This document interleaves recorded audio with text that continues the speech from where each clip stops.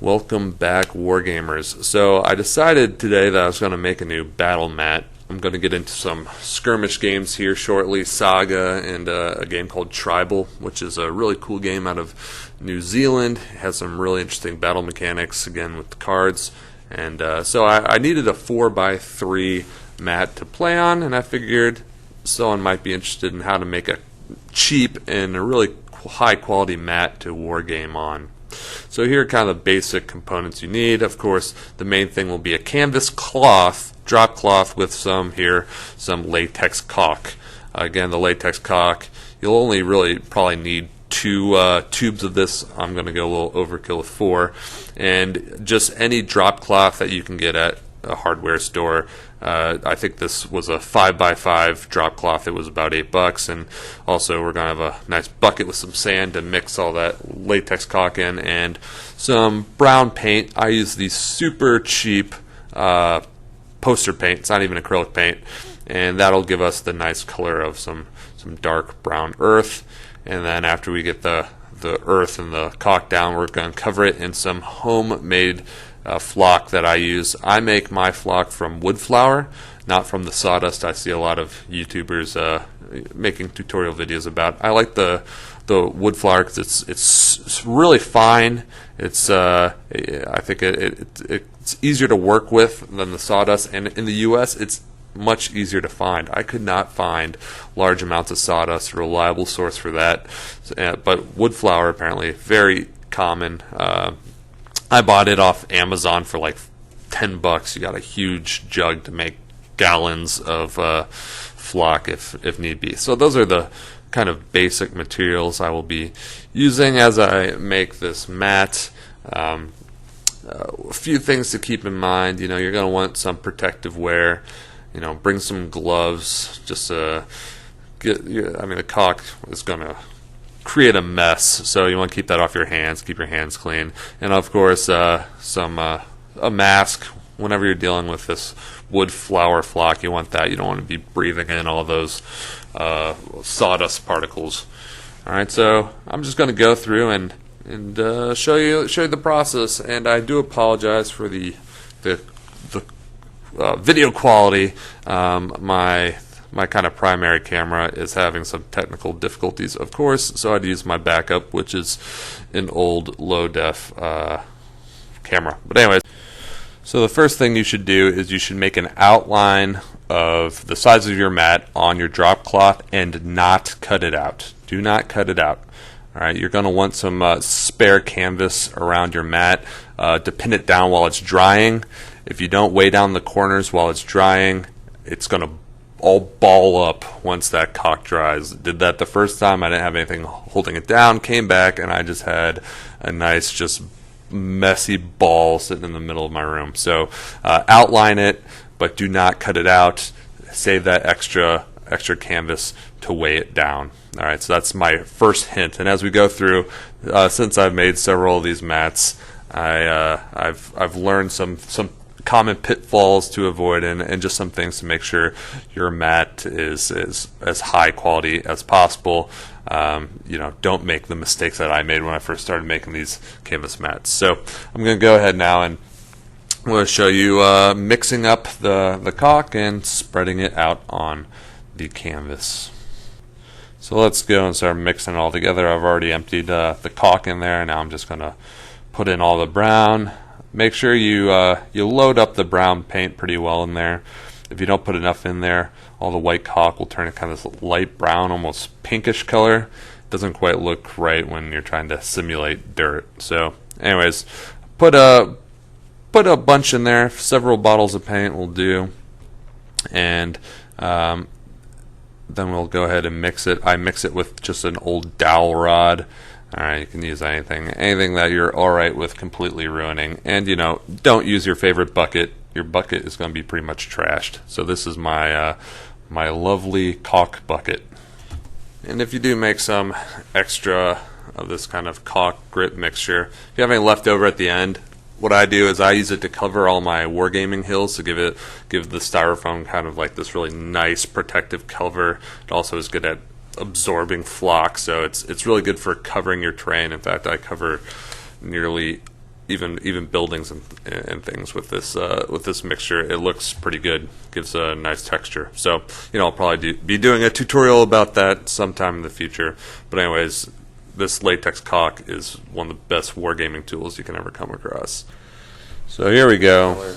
Nice dark brown color. That'll do well for our kind of dirt, which will be covered in flock, but you'll still be able to kind of see through it in different patches. So here we go. I'm just going to speed it up so you don't have to sit through it. I'm going to be spreading the caulk all around. I just use my hands. I find that's the best way to kind of get an even coat.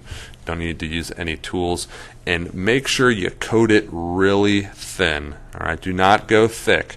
When I first made my first mat, I made it really thick, made some really cool texture, but when it dried, it nearly completely cracked. So whatever you do thin layers. I'll tell you that once. If you're all right with cracking and peeling, then go ahead. But I will always do just a very, very, very slight layer. In fact, you can almost see kind of the mesh threads of the canvas beneath the caulk. And also, do not try and mix in big pieces of rock or grit into the caulk. My first mat, I thought it'd be cool to have some really extreme texture, so I went and got a bunch of like aquarium rocks and mixed them into the caulk. But then when I put them on the canvas, it was kind of a mess to move them around to work with the caulk. And then when it dried, it caused the caulk to peel even more. They kept falling out, and really it was hard to even set the miniatures on them because the ground was so uneven. So take it from me, just keep it simple. Do some fine sand mixed in there. Also, I will say, after we get this this step completed and we cover it, this is also the time, if you're making a grid, like for to the strongest, go ahead, put down your small little flat rocks to measure out your 15 by 15 or 20 by 20 centimeter grid. Do that now. And also what I did is I put a little bit of super glue on the other side as I put it onto the map and onto the caulk as it dried, and it stayed pretty well. I didn't have any rocks falling out. So that's something you can do right after this stage. But there you go. That's kind of the backdrop for our mat. This is the basis. This is what's going to hold our flock on there. Alright, so now I'm going to go ahead and put the flock on. I'm going to be simulating kind of like a northern European kind of grassland. So I'm going to be using mostly just shades of green, light and dark greens. If I'm doing really anywhere else, Mediterranean, I try to put in lots of different browns and yellows and lots of different colors of flock.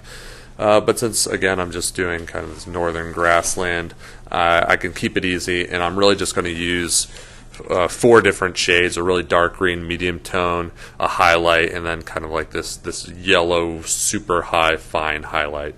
So let's go through and I'll show the process. I really just sprinkle it kind of randomly. If you look at a top-down view of a field, it's not just one color. It's kind of a nice blending of different shades.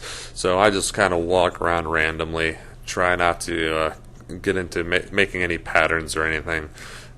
Just go around and disperse the flock evenly. The more flock you have, the better. Alright, don't skimp on the flock. In fact, I almost ran out of flock while doing this, but luckily I just had enough.